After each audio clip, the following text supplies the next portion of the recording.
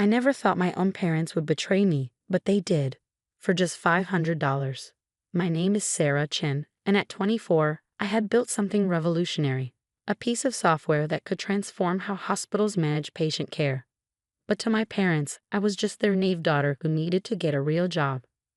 I still remember the day everything changed. I was hunched over my laptop in my tiny apartment, debugging a crucial section of code when my phone buzzed. Mom's face flashed on the screen.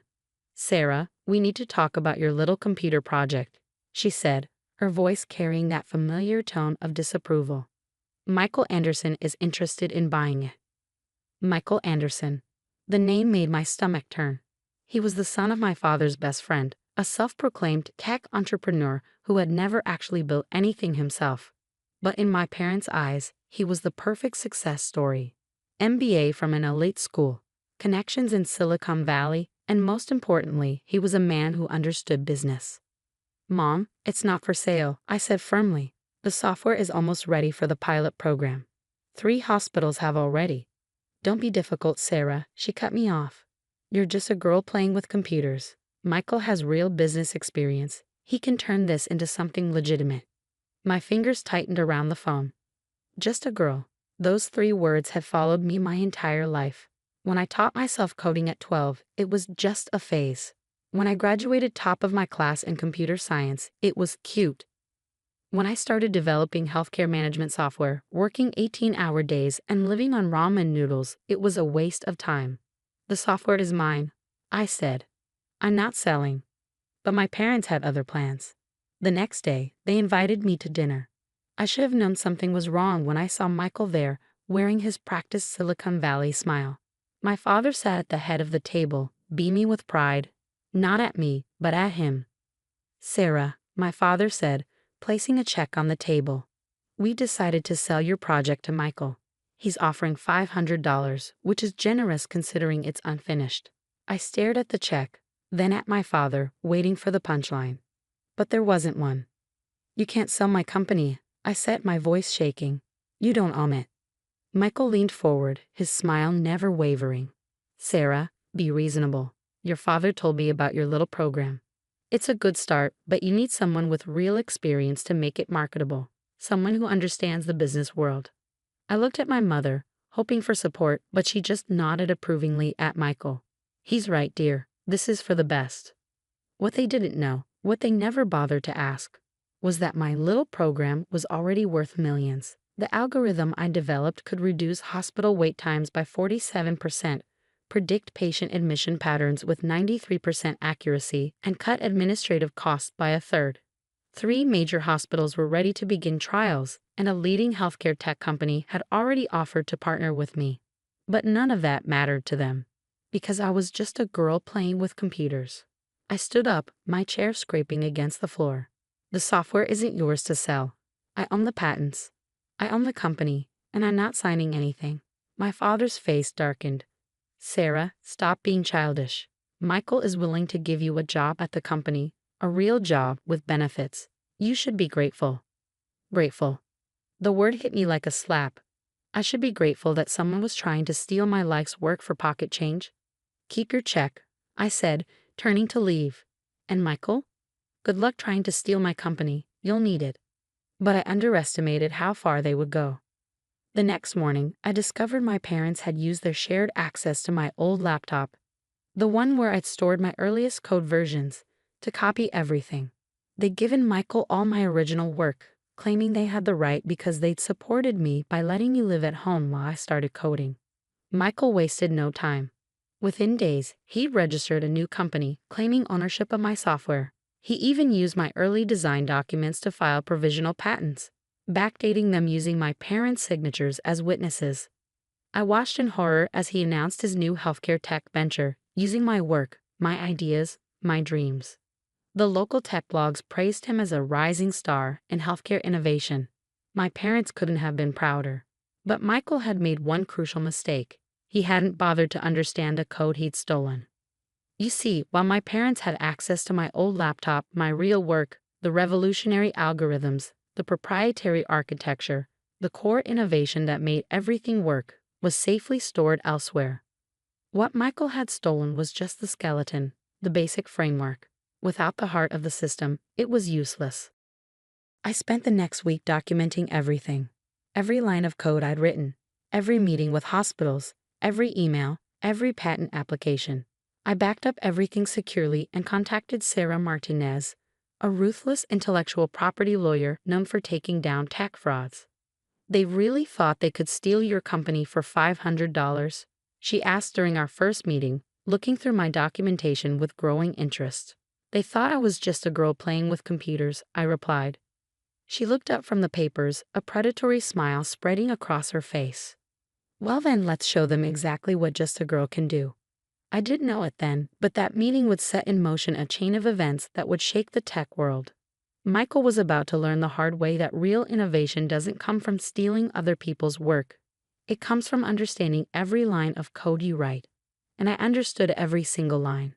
The next phase of my story began with a simple error message, one that would make Michael Anderson realize he just made the biggest mistake of his career. 2 weeks after Michael stole my code, I received an urgent text from an old college friend who now worked at Central Hospital, one of the facilities planning to pilot my software.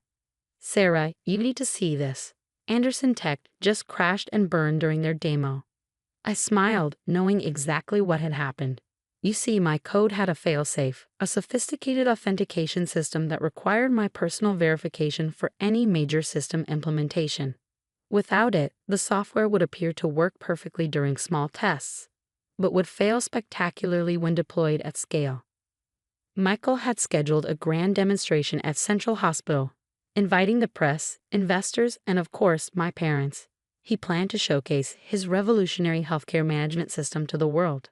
I sat in the back of the conference room, wearing glasses and a business suit that made me unrecognizable to my family. The room was packed with hospital administrators, tech journalists, and potential investors. Michael stood on stage, looking confident in his expensive suit. "Today," he announced, "Anderson Tech will revolutionize healthcare management." That's when everything went wrong. The system started throwing error messages. Not simple crashes. No, my failsafe was more elegant than that. Instead, the software began displaying its true validation requirements. Error. Core algorithm authentication required.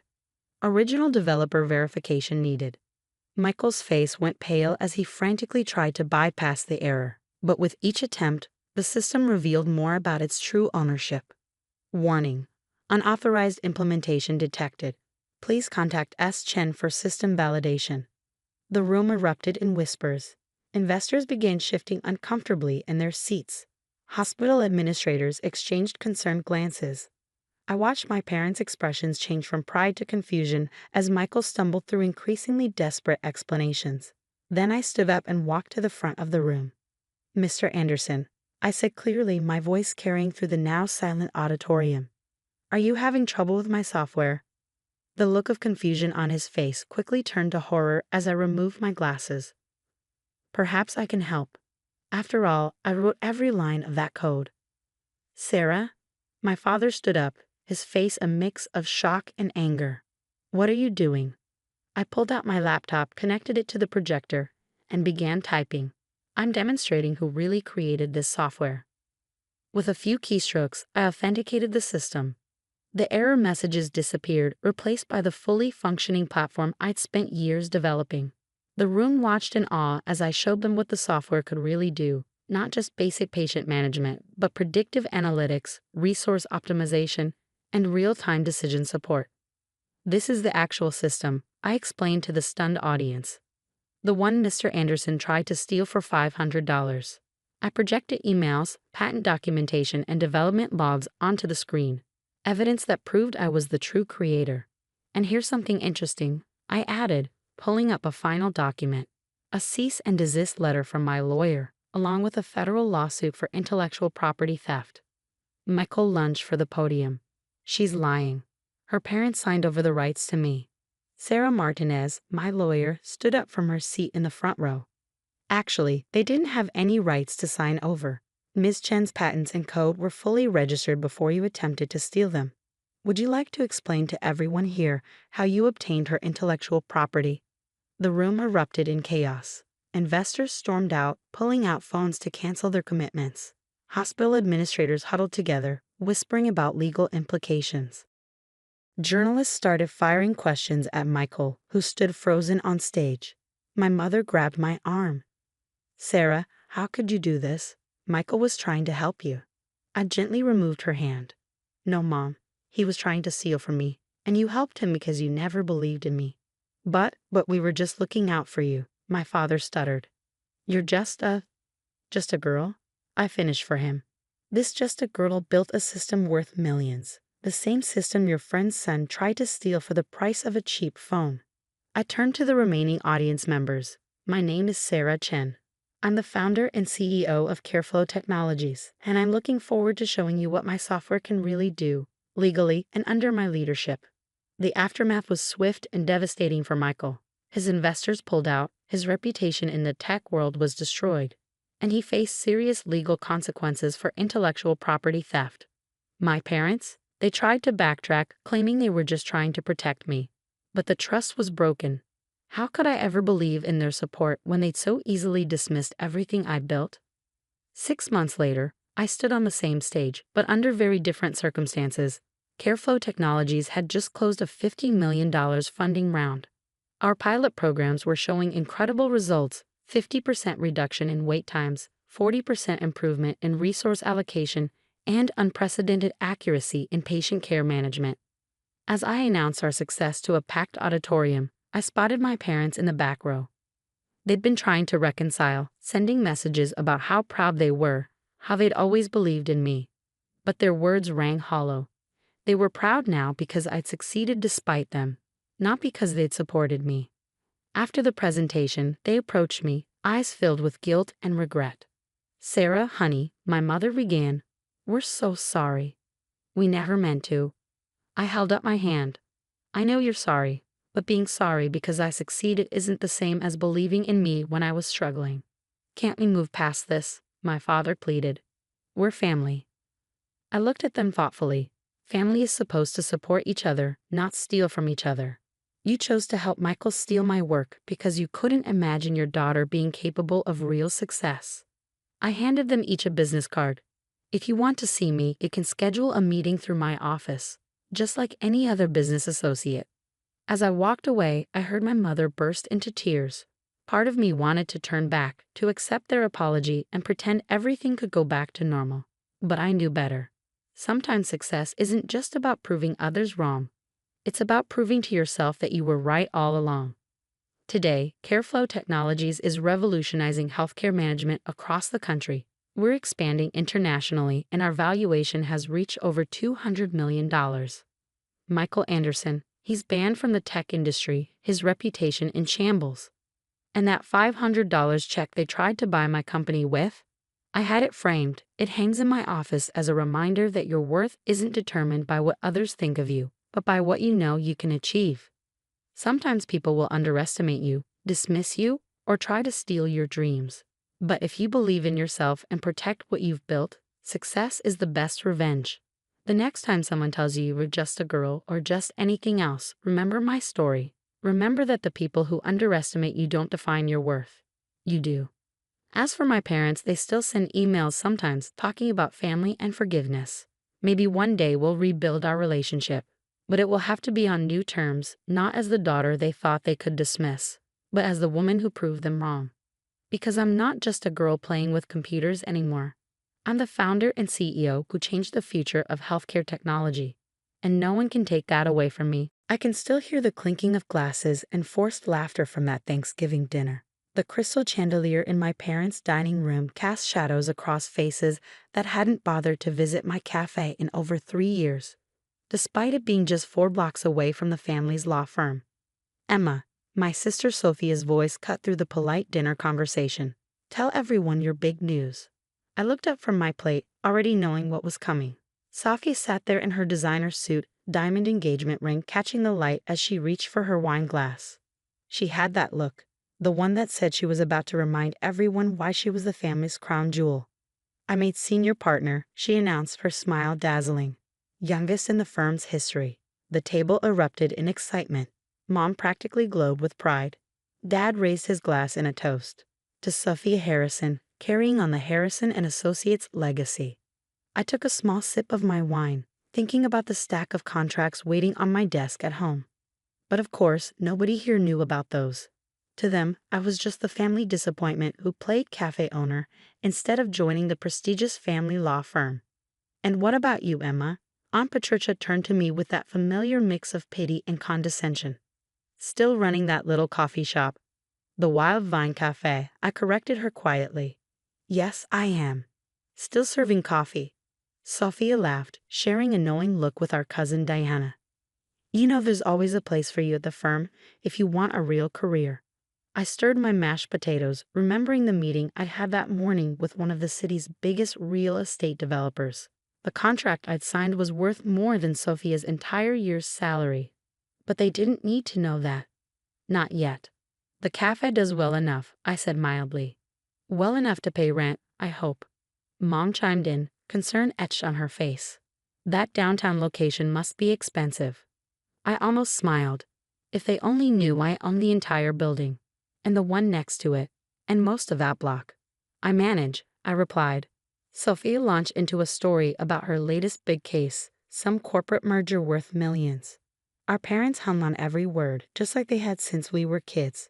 Sophia, the straightest student who followed the perfect path. Elite law school, prestigious clerkship, then straight into the family firm. And me? I was the rebel who chose culinary school over law school, who used my trust fund to buy a rundown cafe instead of a luxury condo. "I just wrapped up the Anderson acquisition," Sophia was saying. "You should have seen their legal team scrambling when I found the loophole in their contract. Mr. Chen was so impressed, he's bringing all of his business to our firm now." I kept my face carefully neutral at the mention of James Chen. If Sophia only knew who really controlled most of his real estate holdings. "I just don't understand," Mom said later, cornering me in the kitchen as I helped with dishes. "You're smart, Emma. You could have had everything Sophia has. Why waste your life serving coffee?" I dried a crystal wine glass, thinking about my morning schedule for tomorrow. "Not everyone wants to be a lawyer, Mom. But you're capable of so much more." She lowered her voice. "Look at your sister, designer clothes, luxury car, that gorgeous penthouse apartment. Don't you want that kind of success?" I thought about my own penthouse, the one I bought last month under one of my holding companies, the one with a better view than Sophia's.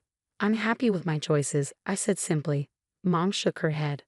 "I just worry about your future. The cafe business is so unstable. What happens when you want to start a family? How will you provide?" I bit back a laugh, thinking about my diverse investment portfolio and the string of properties I'd quietly acquired over the past 5 years. The cafe had just been the beginning, my front door into the world of downtown real estate. Later that night, as everyone gathered their coats to leave, Sophia cornered me by the door. "Hey, I meant what I said about the firm," she said, her voice carrying that elder sister authority she perfected since childhood. "Dad would create a position for you in a heartbeat. You could start in corporate law, maybe work your way up." "Thanks," I cut her off, "but I'm good where I am." She frowned, perfectly plucked eyebrows drawing together. "Emma, be serious. You can't serve lads forever. Don't you want to make something of yourself?" Oh, if she only knew. I made something of myself all right, something much bigger than anyone in this family suspected. Tomorrow morning would prove that. "I should go," I said, checking my watch. "Early morning at the cafe." "Right," Sophia smirked. "Those coffee beans won't grind themselves." I drove home to my real office, hidden in plain sight above the cafe. While my family thought I spent my days steaming milk and making change, I built an empire of my own. The cafe was just the public face, the piece of me they could see and mock. Behind it lay a web of real estate holdings, strategic investments, and carefully crafted contracts that would soon reshape downtown. Unlocking my office, I settled behind my desk and opened the file marked Chen Acquisitions. Tomorrow morning, James Chen would walk into my cafe, not as Sophia's client, but as my business partner. He'd been helping me buy up properties through various shell companies for years, keeping my identity hidden even from his own lawyers, including my sister. I pulled out the final contract, the one that would consolidate all my downtown holdings under a single management company. The one that would finally reveal who really controlled half of the city's most valuable real estate. My phone buzzed. A text from Sophia. Dinner was fun. Dale, Mr. Chen mentioned he might stop by your cafe tomorrow. Try not to embarrass me, he's our biggest client. I smiled, setting my phone aside without replying. Tomorrow would certainly be interesting. The contract was straightforward. My various holding companies would merge into a single entity, Harrison Capital Group. The name was a bit of family irony I couldn't resist. As I reviewed the paperwork one last time, I thought about my sister's smug smile at dinner, my mother's concerned lectures, my father's dismissive attitude toward my little coffee shop. They had no idea that while they were focused on law firm politics and courtroom drama, I'd been quietly building something far bigger. 5 years of careful planning, strategic acquisitions, and hidden ownership were about to pay off. Tomorrow, James Chen would sign the final papers, and my family would learn that the daughter they'd written off as a simple barista actually owned more of downtown than their precious law firm could ever dream of handling. The morning after Thanksgiving, I arrived at the Wild Vine Cafe earlier than usual. My manager, Kate, was already there, setting up for what she thought would be a normal day. "The special meeting room is ready," she said, handing me a coffee. Though I still don't understand why Mr. Chen wants to meet in a cafe instead of his office. I smiled, taking a sip. Sometimes the best deals happen in unexpected places. At precisely 9 a.m., James Chen walked through the door. Despite being one of the city's most powerful real estate developers, he dressed simply in a black sweater and slacks. That was one thing I'd always appreciated about him.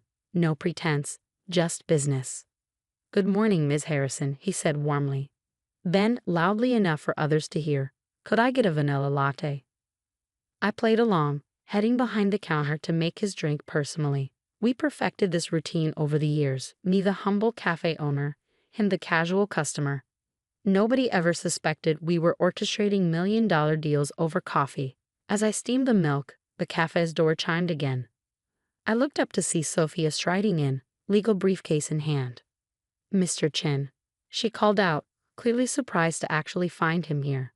"I didn't expect to see you so early." James accepted his latte from me with a nod. "Ah, Ms. Harrison, your sister makes the best vanilla latte in the city. Would you care to join our meeting?" Sophia blinked, glancing between us. "Meeting?" "Yes, regarding the downtown development project." He gestured to the private room at the back of the cafe. "Shall we?" I could see Sophia's mind racing, probably wondering why her biggest client was having a meeting in her sister's little coffee shop. Still, she followed us into the room, her heels clicking against the hardwood floors. The room looked deceptively simple: comfortable chairs, a solid wooden table, warm lighting. Only the small camera in a corner, ready to record the signing, hinted at something more significant. "I'll need another witness," James said, pulling out a thick contract. "Perhaps your sister could join us." Sophia's perfect composure slipped slightly. "Emma?" "Oh no, she runs the cafe. She doesn't need to be involved in legal matters." James raised an eyebrow. "On the contrary, she's quite essential to this meeting." I sat down at the head of the table, enjoying the growing confusion on my sister's face. "Actually, Sophia, you're the one who doesn't need to be here. But since you are, you might as well witness something interesting." The door opened again, and my father walked in, followed by 2 other partners from Harrison and Associates. They must have been meeting nearby and seen Sophia enter. "What's going on here?" Dad demanded. "Sophia, why are you meeting with Mr. Chen in a cafe?" Before she could answer, James spoke up. "Actually, I invited everyone here. It seemed fitting to sign these papers where it all began." "Where what began?" Sophia asked. I opened my laptop, pulling up the presentation I prepared. The consolidation of Harrison Capital Group's downtown holdings, currently valued at just over $300 million. The room went silent. Dad's face paled as he looked at the screen, which showed a map of downtown with highlighted properties, blocks and blocks of prime real estate. "Harrison Capital Group," he whispered. "My company," I said calmly, "though you might know some of its subsidiaries: Wild Vine Properties, Azure Development, Crown Point Investments." Sophia practically fell into her chair. Those are all the properties we've been handling contracts for. The ones owned by Mr. Chen's investment groups." "Not exactly," James corrected her. "Those properties belong to your sister. I've merely been helping her acquire them quietly over the years." "That's impossible," Dad sputtered. "Emma runs a cafe." She couldn't possibly. I pulled out my own copy of the contract. The cafe was just the beginning. When I bought this building 6 years ago, I saw an opportunity. Downtown was undervalued, fragmented. Nobody realized how much potential was being wasted. While you were all busy mocking my little coffee shop, I continued. I was meeting investors, analyzing property values, and slowly piecing together the largest private real estate portfolio in the city. Sophie grabbed the contract, her legal training kicking in as she scanned the documents. Her face went from skeptical to shocked to something close to awe. This is worth hundreds of millions, she whispered. You own half of downtown. More than half, actually, James added. Your sister has quite a talent for seeing value where others don't. Rather like buying a rundown cafe and turning it into the cornerstone of an empire. Dad sank into a chair, his face ashen. Why didn't you tell us? Would you have believed me? I asked quietly. You were also convinced I was wasting my potential. It was easier to let you think that while I built something on my own terms. But you serve coffee, Sophie stammered. You wear an apron. You?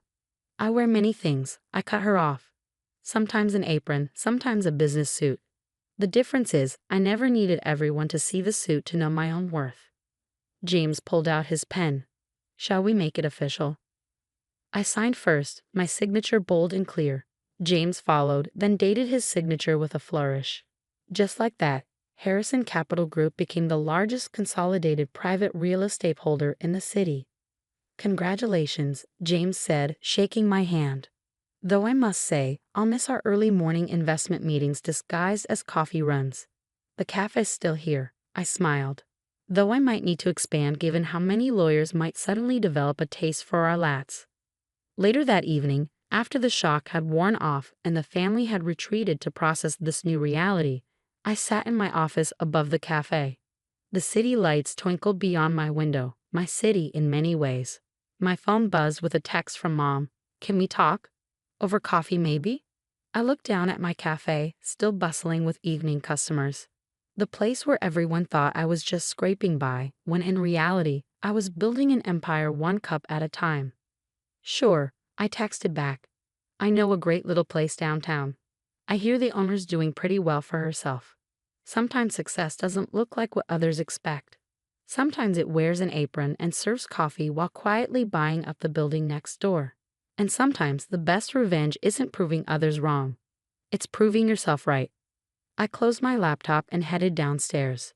Tomorrow the newspapers would announce Harrison Capital Group's consolidation, and everyone would know the truth. But tonight, I had a cafe to run. After all, that's where the best deals happen, over a perfectly made cup of coffee, served by someone who knows exactly what they're worth. I always dreamed my wedding day would be perfect. Instead, it became the day I finally showed my family who I really was. But to understand what happened at that reception, you need to know how I got there. My name is Emma Chen, and I grew up in the shadow of my father's expectations. Harrison Chen wasn't just a successful businessman. He was a titan of industry who had built Chen Technologies from nothing into a multi-million-dollar empire. Every dinner conversation revolved around business strategies, market expansions, and the legacy he was building, a legacy I was apparently never good enough to be part of. Business is in our blood, he would say, looking proudly at my older brother Marcus. Well, most of our blood. That last part was always directed at me, along with a disapproving glance that made me feel about 2 inches tall. While Marcus followed perfectly in our father's footsteps, Wharton Business School, MBA, fast track to executive positions, I chose a different path. Computer engineering. My father's voice dripped with disdain when I announced my college major. Engineers work for people like us, Emma.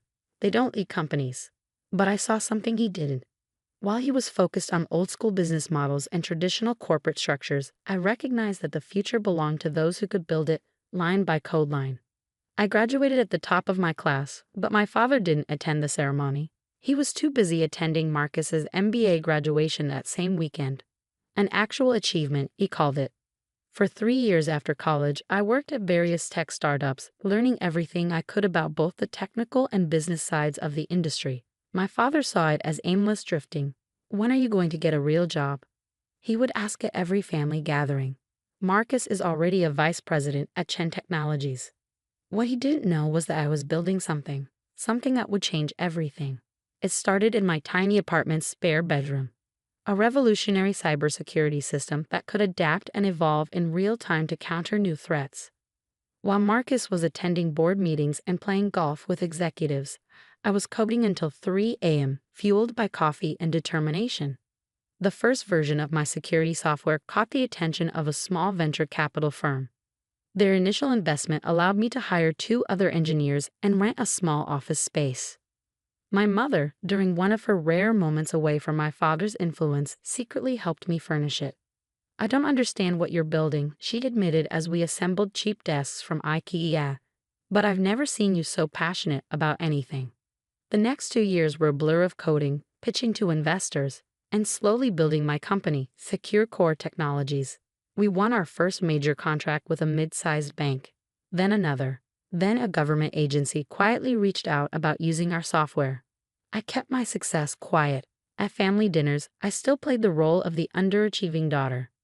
When my father bragged about Marcus's latest accomplishment, I would smile and push food around my plate.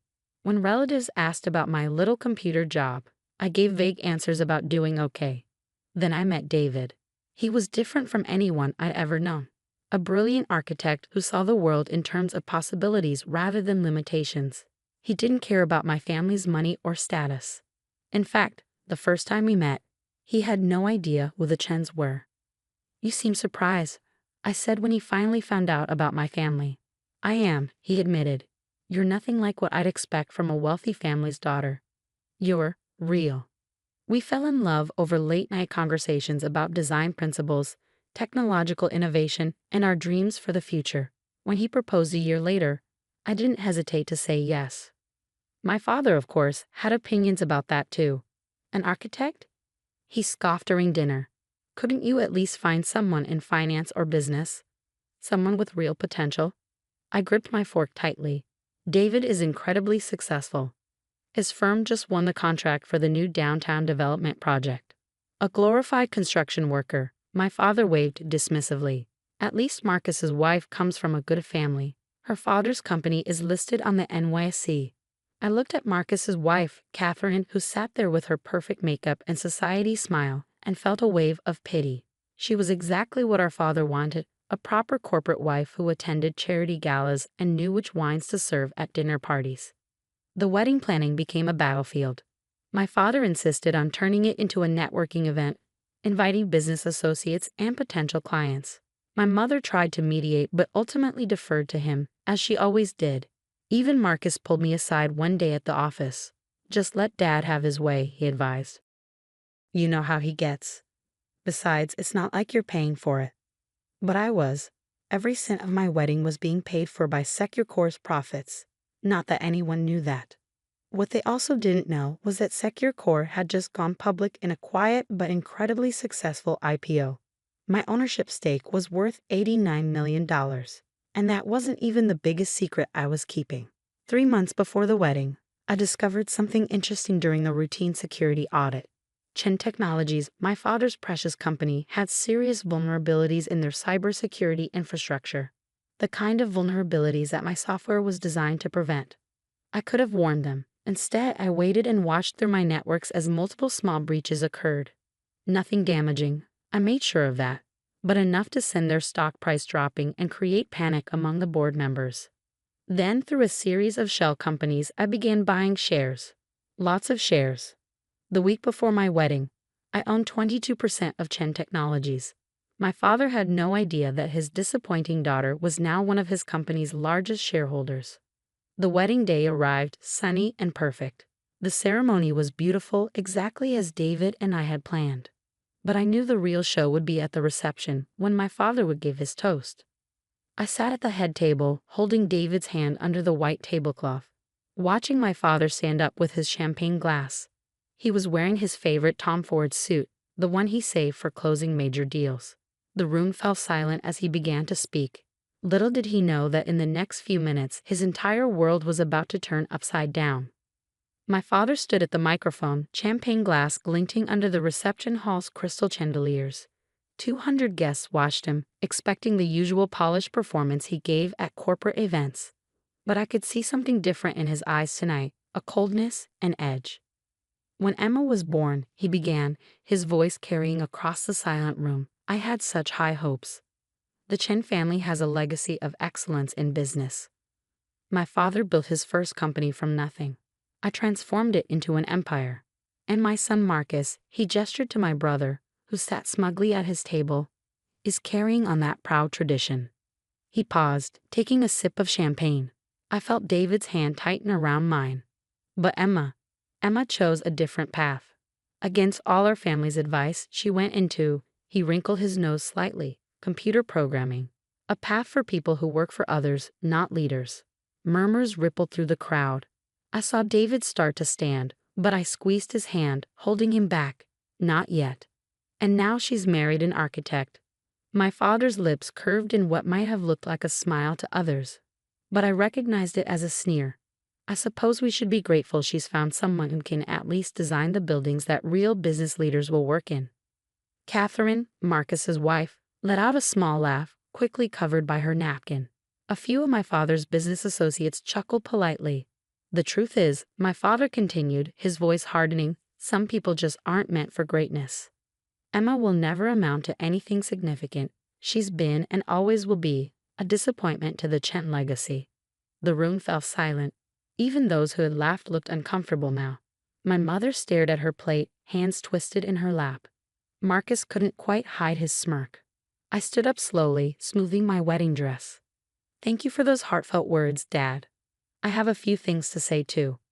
I nodded to Michael, my chief technology officer, who had been posing as a photographer. He pressed a button on his laptop, and suddenly the large screens around the reception hall, the ones my father had insisted on having for his business presentation later, came to life. What is this? My father demanded, but his voice faltered as he saw what was displayed. On the screens were Secure Core's financial statements, stock prices, and most importantly, my ownership stake. $89 million in my name alone. You see, Dad, while you were busy grooming Marcus to run your company, I was building my home. Secure Core Technologies, perhaps you've heard of it. We're the ones who developed the adaptive cybersecurity system that's now used by most major banks and government agencies. My father's face had gone pale. Marcus was frantically typing on his phone, probably looking up Secure Core's public records. But that's not all. I continued, my voice steady. 3 months ago, we discovered some interesting vulnerabilities in Chen Technologies' security infrastructure, the kind that could devastate a company if exploited by the wrong people. Another nod to Michael, and new information appeared on the screens. Stock purchases, board meeting minutes, ownership percentages. I could have warned you, I said, walking around the table to stand directly in front of my father. Instead, I watched your stock price drop as minor breaches occurred. And then through various shell companies, I started buying shares. Understanding dawned in my father's eyes. No, he whispered. Yes, I smiled. As of this morning, I own 22% of Chen Technologies. And tomorrow when the market opens, I'll own even more because tonight, several board members will announce their retirement. Board members who, coincidentally, have all agreed to sell their shares to me. Marcus stood up so quickly he knocked over his champagne. You can't do this. Dad, she can't do this. Actually, I can. And I have. I turned to address the shocked guests. Ladies and gentlemen, I'm pleased to announce that effective tomorrow, Secure Core Technologies will begin a merger with Chen Technologies. We'll be implementing our superior security systems, modernizing their outdated infrastructure, and bringing the company into the 21st century. My father finally found his voice. You planned this. You planned all of this. I learned from the best, Dad. Isn't this what you always taught us? Identify weaknesses, seize opportunities, never show your hand until you're ready to win. The room erupted in chaos. Business reporters who had come to cover the society wedding of the year were suddenly scrambling to report on the biggest tech merger story instead. My father's face had turned an alarming shade of red, while Marcus looked like he might faint. I walked back to David, who was beaming with pride. He knew everything, of course. Had known for months. Ready to face the cameras, Mr. Chen? I asked. He grinned. Lead the way, Mrs. Chen Pierce, CEO of Secure Core Technologies. The aftermath was everything I expected and more. The merger made headlines across every business publication. Chen Technologies stock soared once investors learned of Secure Core's involvement. Marcus was quietly moved to a non-executive position, and my father had to adapt to a new reality. His first board meeting under my leadership was particularly memorable. "This is the security upgrade proposal," I said, sliding documents across the table to him. "I'll need your signature by the end of the day." He stared at me for a long moment, then picked up his pen. "You really did it," he said quietly. "You built something remarkable." "Yes," I replied. "I did. Without your help, without your approval, and without following your path. And that's what really bothers you, isn't it?" He signed the papers without responding. As he stood to leave, he paused at the door. "Your mother wants you to come to dinner on Sunday." I smiled. "I'll be there. And Dad. This time, I'll give the toast." 1 year later, Chen Secure Core Technologies was valued at over $3 billion. My father still sits on the board, though now he listens more than he speaks. Marcus found his own path, starting a small consulting firm. Turns out he's better at advising businesses than running them. And my mother, she finally started speaking up at family dinners. David and I bought a penthouse overlooking the city, but we kept my old apartment where I built Secure Core's first prototype. Sometimes I go there to work late at night, remembering those early days when everyone thought I was wasting my time. The media loves to call it a revenge story, how the underestimated daughter took over her father's company, but it's really about something else. It's about building something on your own terms, about proving that success doesn't have to follow someone else's blueprint. Last week, my father actually asked for my advice about a new tech investment. "You see things differently," he admitted. "You see the future." I looked out at the city skyline from my office, the same office that used to be his. "No, Dad," I said. "I don't just see the future. I build it. And that's worth more than any inheritance he could have given me." My name is Olivia, and I learned early in life that family can be your biggest critics. For years, I endured the sideways glances, the whispered comments, and the not-so-subtle jabs about my little online business. My sister Madison was always the star of the family, the golden child who could do no wrong. I still remember the day I told my family I was leaving my corporate job to start my own business. We were all gathered around the dinner table for Sunday dinner, a tradition my mother insisted on maintaining even though most of us had moved out years ago. "I'm starting my own company," I announced, trying to keep my voice steady despite my racing heart. "An e-commerce platform specializing in sustainable home goods." The silence that followed was deafening. My father's fork stopped midway to his mouth. My mother's smile froze, then slowly melted into a concerned frown. "But Madison?" She burst out laughing. "An online shop? Seriously, Olivia?" She wiped tears of mirth from her eyes. "You're leaving your six-figure job at Goldman Sachs to sell eco-friendly soap on the internet." "It's more than just soap," I started to explain, but Madison was already talking over me. "God, this is just like when you thought you could be a professional photographer in high school," she smirked. "Remember that disaster?" Of course I remembered. Madison had never let me forget how I'd spent my savings on a professional camera, only to have my small photography business fizzle out after a few months. But this was different. I had a plan, market research, and most importantly, a vision. My father cleared his throat. "Olivia, honey, maybe you should think this through. Your job at Goldman is stable, prestigious. You're on track for senior management." "I have thought it through," I insisted. "The market for sustainable products is growing exponentially. I've already secured partnerships with several artisanal manufacturers." "And artisanal manufacturers," Madison interrupted, her voice dripping with disdain. "You mean people making soap in their garages?" My mother reached across the table to pat my hand. "Sweetie, we just want what's best for you. Look at Madison, she's killing it at her tech company. Executive VP at 32. Now that's something to aspire to." I pulled my hand away, feeling that familiar ache in my chest. Madison had always been the family's measuring stick for success. Her prestigious MBA, her rapid corporate climb, her magazine-worthy wedding to a venture capitalist. Everything she did was perfect. "My decision is made," I said quietly but firmly. "I start next month." That was 3 years ago. 3 years of building my company, Eco Haven, from the ground up. 3 years of working 18-hour days, learning every aspect of e-commerce, and carefully cultivating relationships with sustainable manufacturers across the globe. 3 years of enduring my family's constant judgment and Madison's mockery. What they didn't know was that EcoHaven wasn't just an online shop. Behind the scenes, I had built a sophisticated platform that connected eco-conscious consumers with verified sustainable producers. We didn't just sell products. We created a marketplace that revolutionized how people bought and sold sustainable goods. But I kept that part quiet. Let them think I was just selling soap. Every family gathering became an exercise in restraint. Madison would inevitably steer the conversation toward her latest achievement, a major merger she was overseeing, a new office opening in Singapore, the tech magazine that featured her as one of 30 under 35 to watch. "How's your little shop doing, Olivia?" she asked, her voice sweet with fake concern. "Still managing to keep the lights on." I'd smile and give vague answers about steady growth and expanding product lines.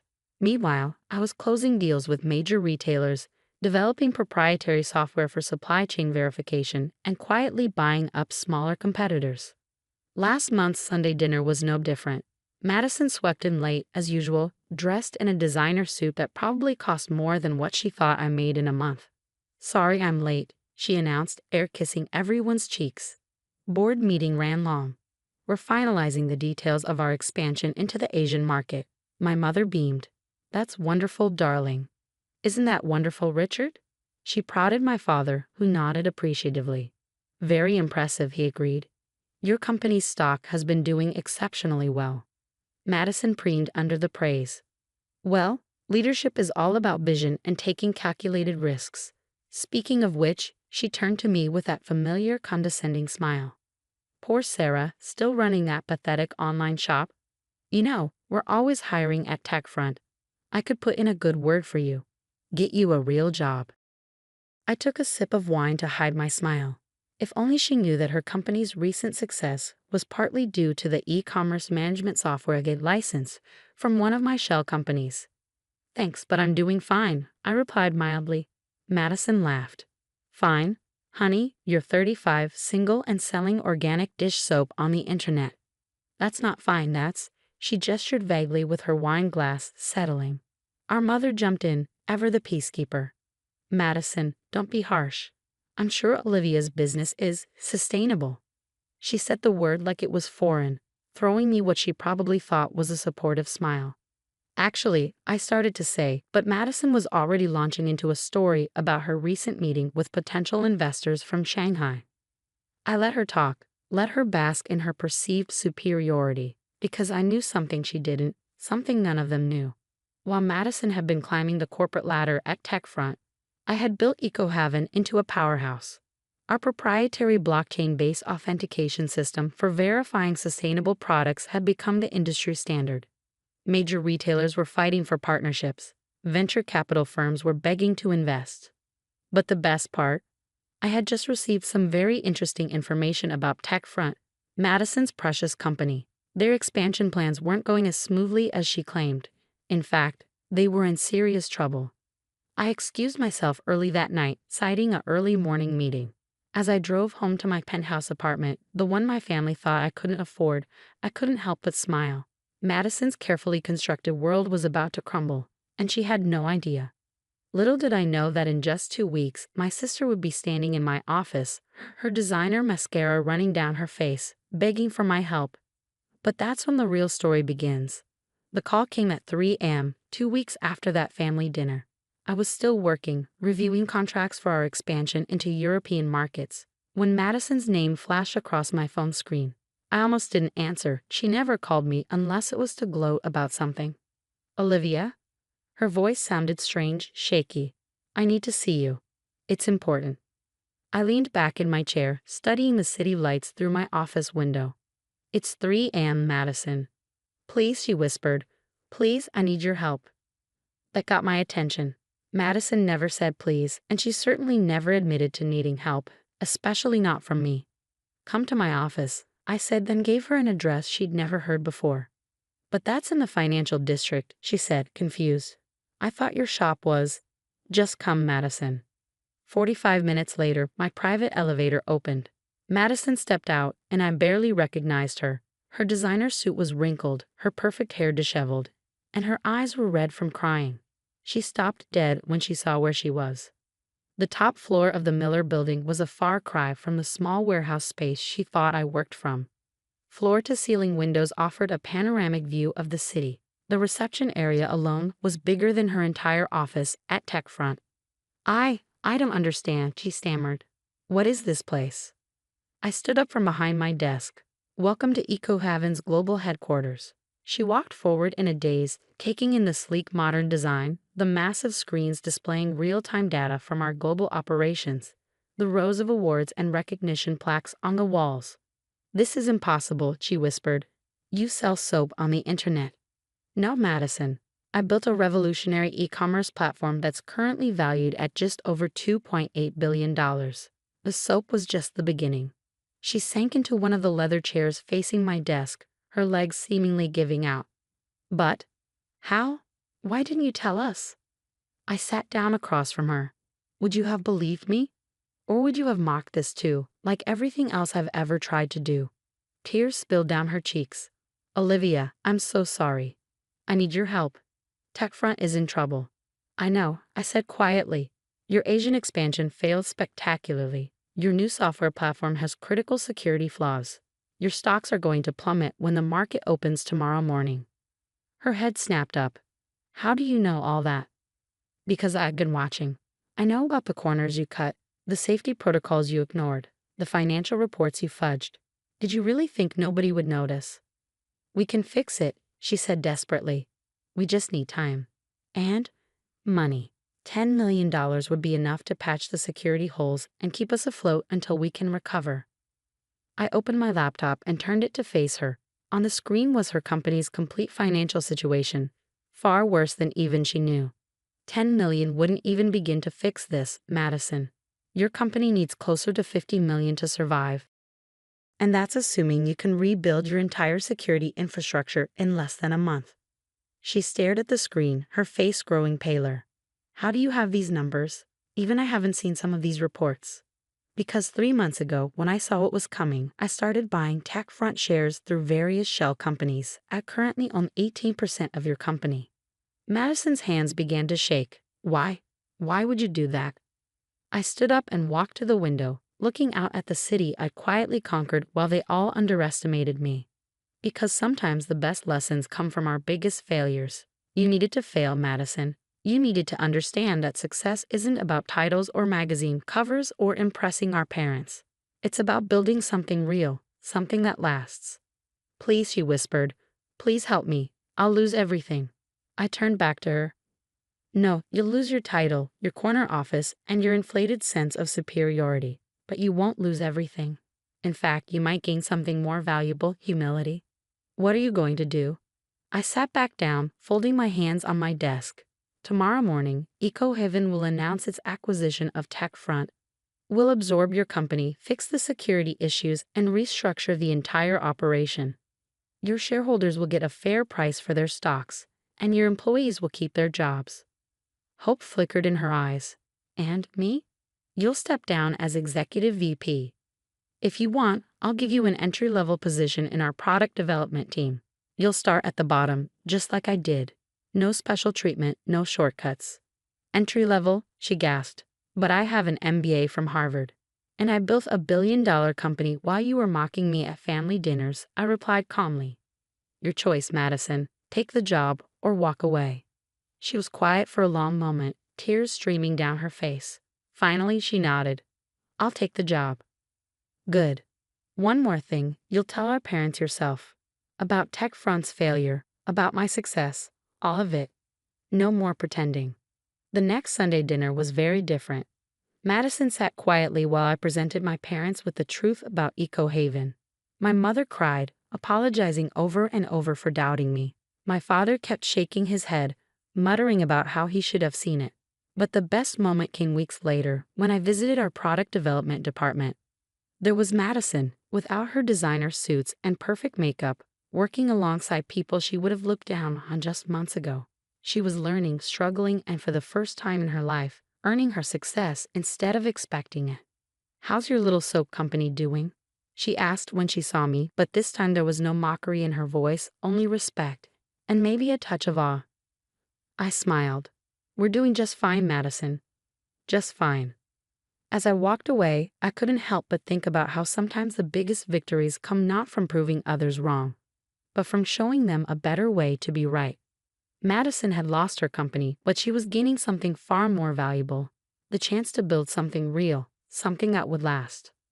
And me. I had finally stopped being the family disappointment and become something better: a sister who could teach rather than taunt, lead rather than follow, and succeed without needing anyone's approval but my own. The next time someone asks me about my little online shop, I just smile and remember that success doesn't always need to shout to be heard.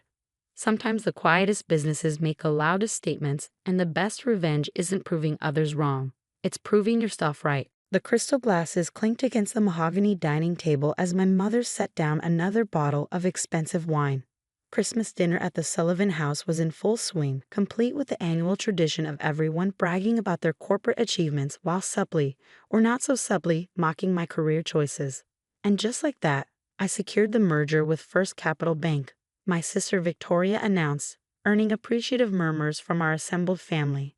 By next quarter, Sullivan Financial will be the largest banking software provider in the Northeast. I took another sip of water, trying to ignore the irony of her statement. If only they knew who really controlled the banking software industry. "Olivia," my Aunt Margaret's sharp voice cut through my thoughts. "Still doing that little website thing?"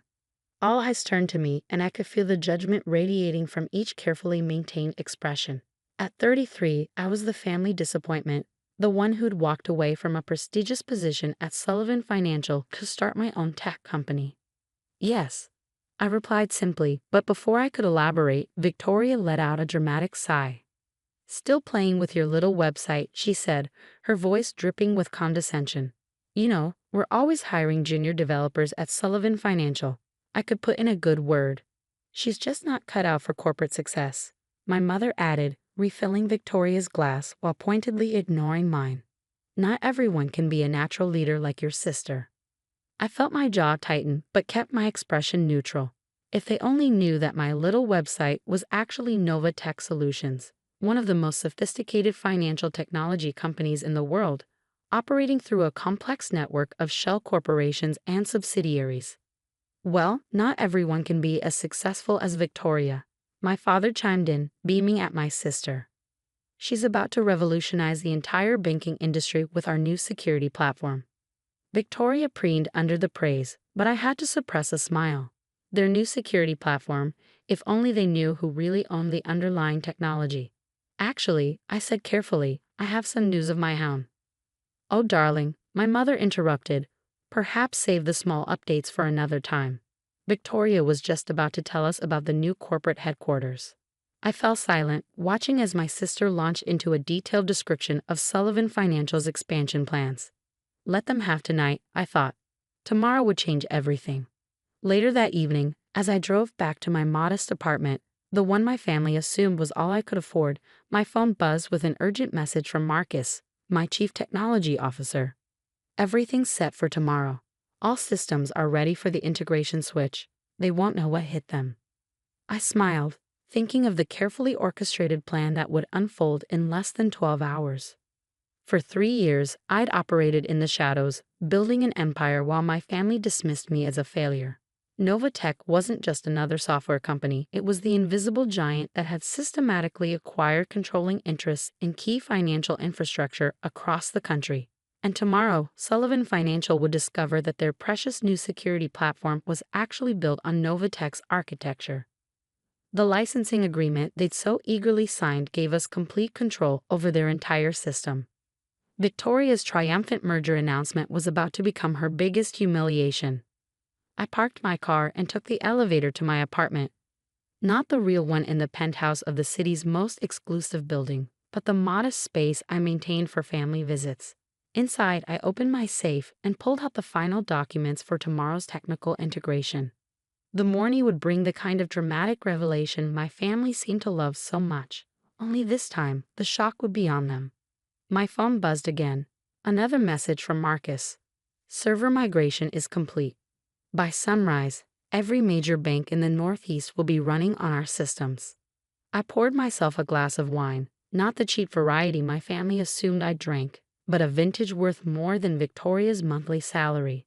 Tomorrow would mark the end of Olivia the nobody, the family disappointment, the one who was just playing with websites. Tomorrow, they'd learn exactly who I'd become while they were too busy looking down their noses to notice my rise. I opened my laptop to review the final stage of our plan. 3 years ago, when I left Sullivan Financial, I'd seen what they couldn't. That traditional banking software was vulnerable, outdated, and ripe for disruption. I tried to tell them, to convince them we needed to innovate. "You're just jealous of your sister's success," my father had said dismissively. "Leave the real technical decisions to those who understand them." So I did. I left the company and started building something better, something that would revolutionize financial technology while they clung to their outdated systems. What they didn't know was that their entire infrastructure now depended on my company's technology. I brought up the dashboard showing our global network, thousands of servers processing millions of transactions across every major financial institution in the country, all of it hidden behind layers of shell companies and subsidiaries, with Nova Tech quietly pulling the strings. Tomorrow, when the final integration was complete, every transaction at Sullivan Financial would route through our servers. Every decision they made would require our approval. Every dollar they moved would flow through systems I controlled. My phone chimed with a family group text from my mother. "Don't forget, Sullivan Financial's big announcement tomorrow. Victoria will be on CNBC discussing the merger." I smiled, imagining the very different announcement that would actually be made. The carefully crafted press release was already prepared, revealing Nova Tech as the true power behind the banking industry's technological infrastructure. Opening my real email, not the basic account my family knew about, but the secure server used by one of the most powerful CEOs in tech, I reviewed the message that would go out to all Sullivan Financial clients tomorrow morning. The one explaining that their accounts were now being managed by Nova Tech's superior systems. The one revealing that the little website they'd mocked had become the backbone of modern banking.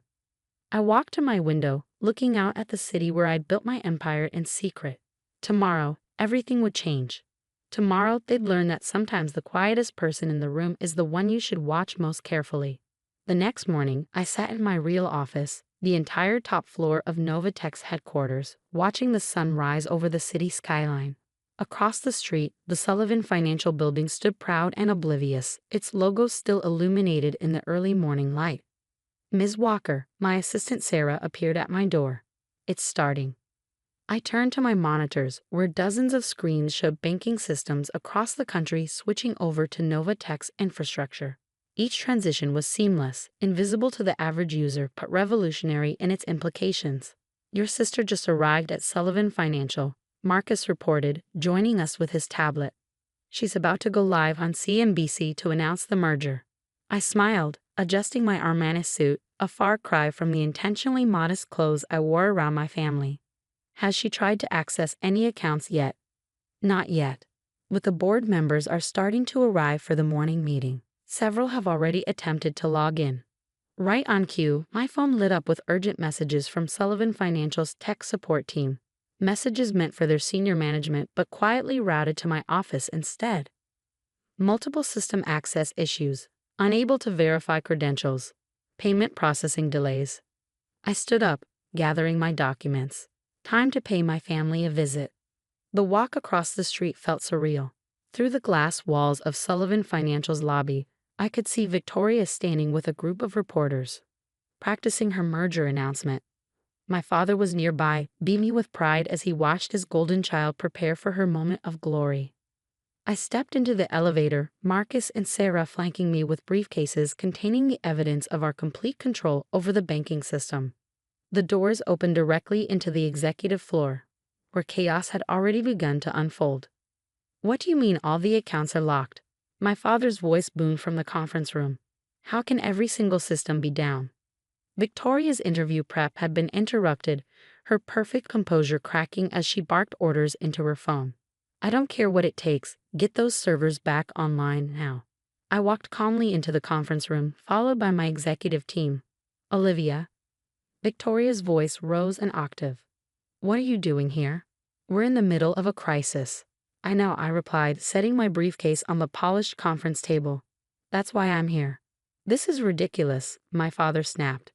We don't have time for whatever small problem you're having with your website. Our entire system is down. No, I corrected him, nodding to Marcus, who began distributing folders to the stunned board members. Your system is working perfectly. It's just under new management. Victoria's perfectly manicured hand trembled as she opened the folder. What is this?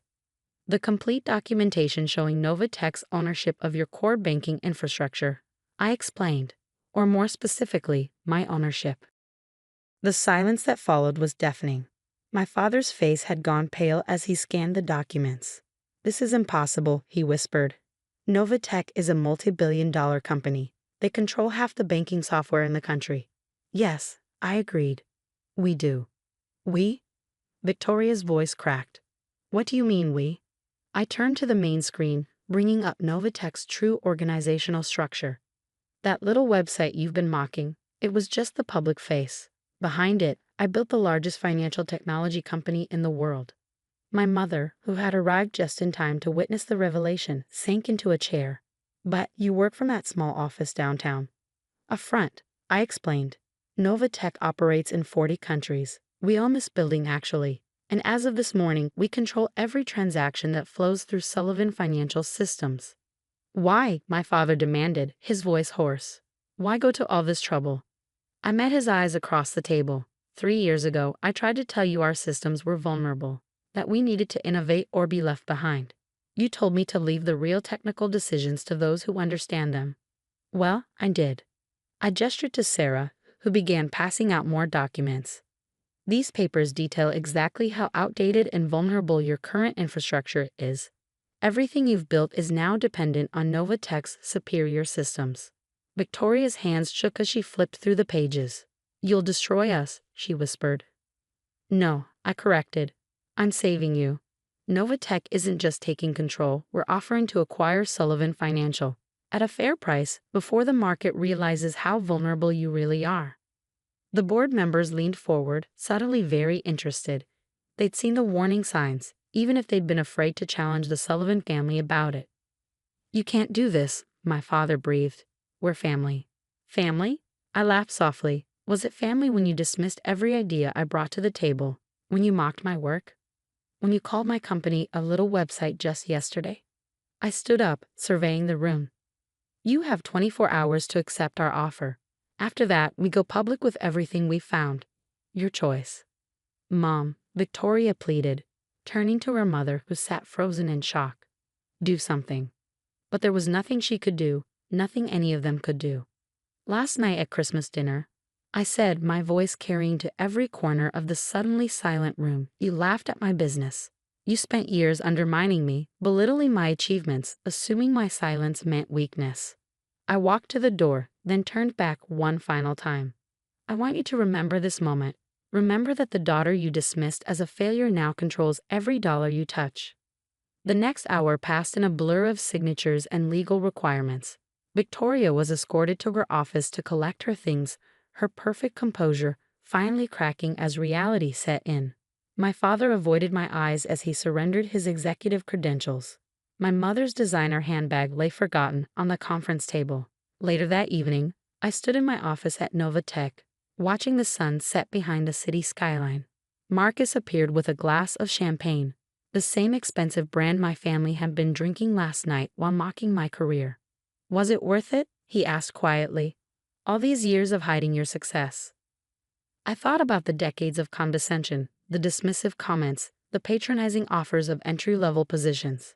Then I thought about the empire I built, the thousands of employees who relied on me, the technology we created.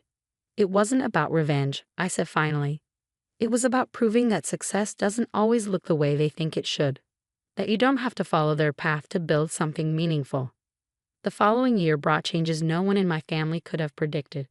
Sullivan Financial, under Novatech's leadership, transformed into a cutting-edge technology company. Victoria eventually found a mid-level position at another firm, hopefully having learned the value of humility.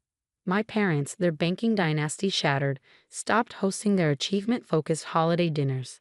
And me?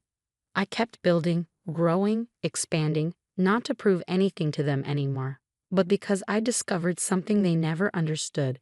True success isn't about titles or family names or merger announcements. It's about creating something meaningful, something that lasts. These days, when people ask about my path to success, I tell them the truth. Sometimes the best response to those who underestimate you isn't to prove them wrong immediately. It's to build something so magnificent that when they finally realize their mistake, it's already too late to matter.